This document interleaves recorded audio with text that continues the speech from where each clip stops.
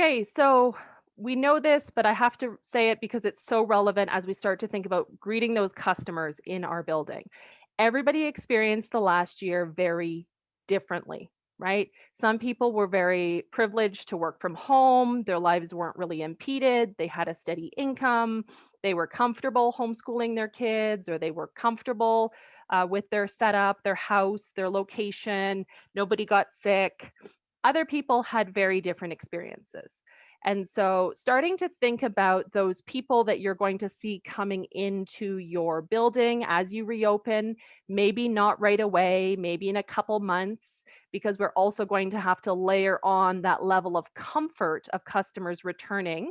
We're seeing that at my gym. The gym I go to has been open maybe 3 weeks, 3.5 weeks. And it's interesting because I, as a business owner, I watch the gym business owner. She struggles to comprehend the slow trickle, right? So those of us who are here right away, we feel confident, we feel safe, or we feel really out of shape, right? But it's not everybody jumping right back in. Some people are scared. Some people don't know what to expect. Some people don't have the money. Some people aren't ready mentally. There's a lot of layers that we have to consider that our clients are going to bring into the building and that are, going to impact our operations as well. And so I recognize price point wise, demographically, private swim school lessons, you may not necessarily see a lot of frontline workers, but you never know who's working what. Somebody could be a manager at Walmart and they bring their kids to your swim school, right? There's a lot of connections. Or I know somebody here in Alberta has had two family members die in COVID, one with the horrible senior citizen home outbreak last year in Toronto in April, the famous one. I don't remember. It sounded like a flower. And then their other family member died tragically, like in India. It was a hospital fire, and like 200 patients died in the COVID ward, right? And all of that we bring into the pool. This is most of your clients, right? Most of your clients, whenever you reopen in July, this is kind of what the last year looked like for them. So, thinking about those expectations that they are going to have for smooth customer service, smooth operations, this is their outlet. This is getting out of the house. It could be very relaxing for them to come back to the pool and be excited. We swam here before. We love the service. We love the instructors. We love the facilities. Other people might be more concerned about, dealing with masking in some locations and traveling and sanitizing kids between locations and how many kids, can I sit in the waiting area or do I have to sit in my car? Can I go to get groceries or will it take too long while my kids are in lessons, right? There's going to be a lot of layers that indirectly impact operations. We're going to be talking about operations from a mechanical perspective, but I do want you to start thinking about that things are not going to be the same. And I hate to break it to you, but they're really not going to be the same for the next 18 to 24 months.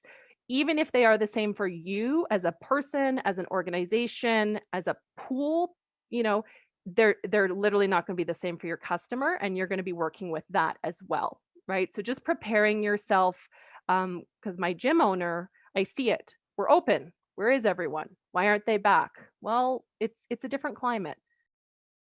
And I love this. This really, I think, solidifies for me what a lot of people have been feeling, right? So if you've been frustrated or stressed in the last 15 months, impatient with yourself. I know for me, like my computer needs to reboot or my Zoom dies in the middle of a meeting and I just get so frustrated.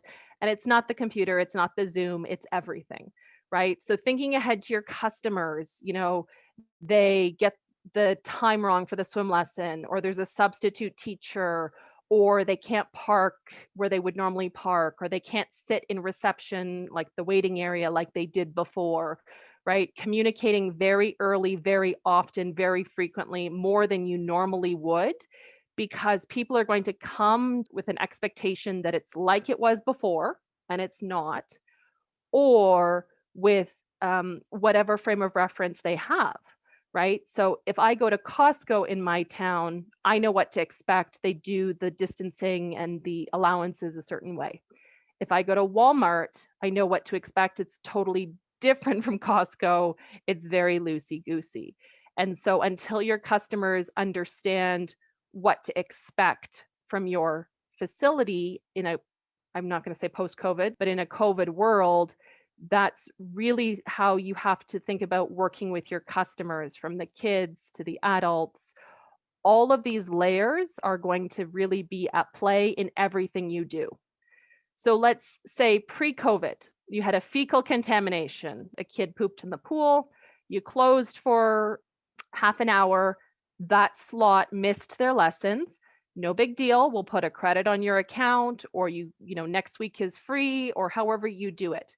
Normally, your parents might be here, but maybe in August, they're going to be here and they're going to be unable to cope, because what if next week there's a lockdown and they don't get that lesson?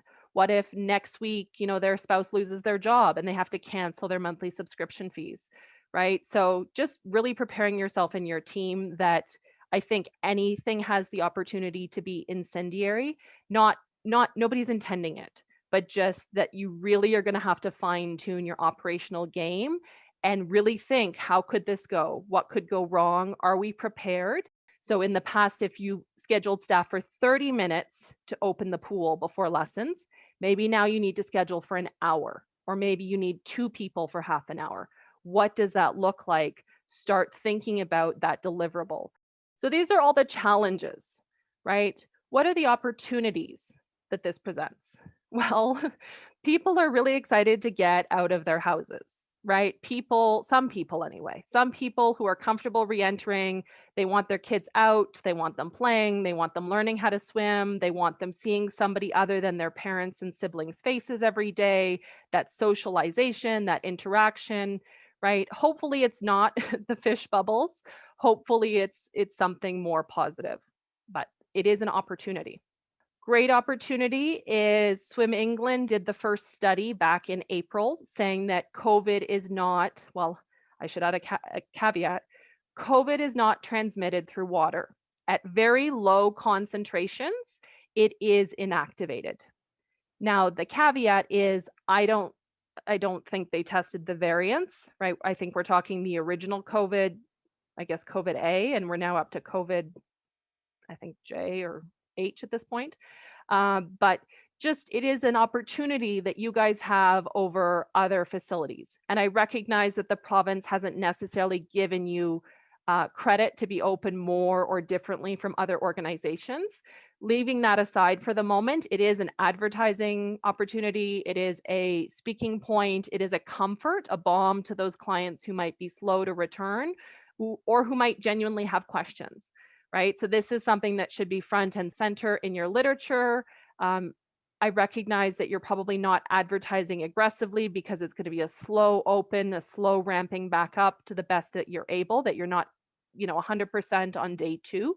But just recognizing that some people are not in the pool industry, some people are not in the scientific, they don't read scientific articles, they may not know this, right? So this is a good piece to have in your pocket to, thinking about those hypochondriac parents, especially who are concerned about germs or sanitation, or, what about if one parent says, well, little Joey over there, he was sneezing and coughing all during my lesson, you're not screening your participants well enough. Okay, let's take a breath, right? The kids are not vaccinated necessarily under the age of 12 yet, but we do have some chlorine. Chlorine's not going to cure the COVID, but the chlorine will take care of the COVID in the 30 minutes that they're participating in our programs. One of the other things to keep thinking about when we get into the operations piece coming up is, how did we do things before the pandemic and how do we do things now? So if you think about your social life before the pandemic, I know a lot of the people I've spoken to have said, we went out for drinks after work just for the sake of doing it. I didn't necessarily enjoy it, but it was a routine, it was a habit. Or maybe, I spent a lot of time on the road working, we thought it was required, but it's really not. I can do teleconferencing or I can do Zoom meetings. So everything at your facility, everything in your organization, to the extent that, you're allowed to change it, that Lisa lets you change it, and or corporate allows you the flexibility to change things, everything should be open for negotiation. And that's not from the customer point. They don't need to know that you haven't decided yet if you're going to do A or B on this day or in this protocol. But everything should be open in your mind to be amended and changed because we are not returning to the same life, right? So I'll keep saying this again and again and again. You may have done it perfectly in the past, in which case resume. But I think the last 15 months has shown us that there's a lot of things that should be revisited. And I would just give you that license to really stop and think about, why are we doing it this way? What's the value truly? If we separate out the history that this is how we've always done it, does this actually work? Does this actually provide value? Is this efficient? Is this safe? Does this allow us to be the best swim school in the area? Or could we do it a different way? But coming out of our current lockdown situation, a lot of brands, you probably experience this in your personal life with either restaurants or cafes or any business that you used to patronize. You watch them during the pandemic. How did they respond?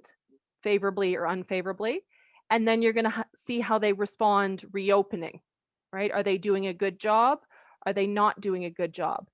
How you respond now, I guarantee you, is how people are going to remember and permanently stick you in their brains as a company. During the pandemic, that formed a lot of opinions. Like I know for myself, brands I follow socially on Facebook, on Instagram, or brands that I used, I noticed very quickly who was doing a good job and who wasn't during COVID. I honestly don't care or remember how they did before COVID because COVID changed everything. There might have been a brand I loved pre-COVID and now I'm completely disgusted with them. If they do a good job now, it's not going to completely cause me to forget that middle period of COVID. But my point is that the past, unfortunately, we have to consider it gone. It's not going to be enough to rest on the pre-COVID. For a small percentage of clients, it will, but for a large percentage of clients, everything about their lifestyle, their family is just completely on the table for editing. And then last thing I want to say before we jump into operational stuff is um, with all of those things I said about, being enthusiastic and changing things and doing the best that you can and doing more, I also recognize that everybody is tired, right? Everybody's got a very low gas tank. Everybody's like, you know what? I'm just putting one foot in front of the other. I'm paying my bills. I don't care, right? I recognize that too. So it's not been a cakewalk. You've come a long way. You probably have some, blood, sweat, tears, extra pounds to show for it in the last 15 months, but you've made it to this point. So to the best that you can, do what you can each day without, adding on to your stress level, right? So try and balance the fact that you have made it through the last year, 15 months, whatever that looks like. But as you reopen, you also need to make sure that you're not overdoing yourself, right? Because it's no good. You're no good to anybody if 2 months from now you have a mental breakdown because you're too tired and you're overwhelmed. I'm seeing people in the studio this morning. I went to spin July 1st, leaving commentary about Alberta craziness aside. July 1st, they could put all the bikes back in the spin studio. Now, thankfully, there was only 5 people there, but definitely it was shocking to walk in and see 20 bikes very close together. And that for me, and I think at least 2 other ladies who walked in, we were like, whoa, if I showed up and there were 18 other people, would I be willing to get on that bike? I don't think so. There was 5 people on 20 bikes. We spread out and the instructor was like, oh guys, you're so far apart. Why don't you come together? And we didn't. Right? So just, everybody's at a different place.